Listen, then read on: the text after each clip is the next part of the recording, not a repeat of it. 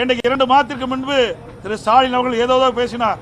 அதிமுக கூட்டணி அமைப்பதற்கு தடுமாறிக் கொண்டிருக்கிறது சொன்னார். முதற்கட்டமாக பாரதிய ஜனதா கட்சி இணைந்து தேசிய ஜனநாயக கூட்டணியிலே இன்றைய தினம் பாட்டாளி மக்கள் கட்சி, அம்மா மக்கள் முன்னேற்ற கழகம், இன்னும் பல கட்சிகள் எங்களோடு இணைந்திருக்கின்றன. இன்னும் சில கட்சிகள் இணைய இருக்கின்றன.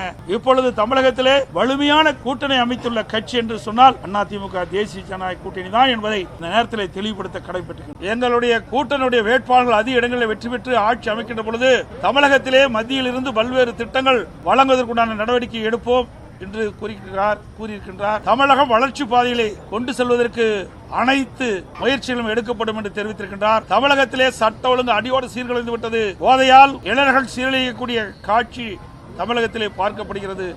பெண்களுக்கு பாதுகாப்பு இல்லாத ஒரு சூழ்நிலை ஏற்பட்டிருக்கின்றது. ஒட்டுமொத்தமாக திராவிட முன்னேற்ற கழக ஆட்சியிலே ஊழல் நிறைந்த ஆட்சியாக பார்க்கப்படுகிறது. அதோடு திராவிட முன்னேற்ற கழகம் ஒரு தீய சக்தி. தமிழகத்திலே குடும்ப ஆட்சி தலைவிரித்து ஆடுகின்றது. வாரிசு அரசியல் இருக்கின்றது.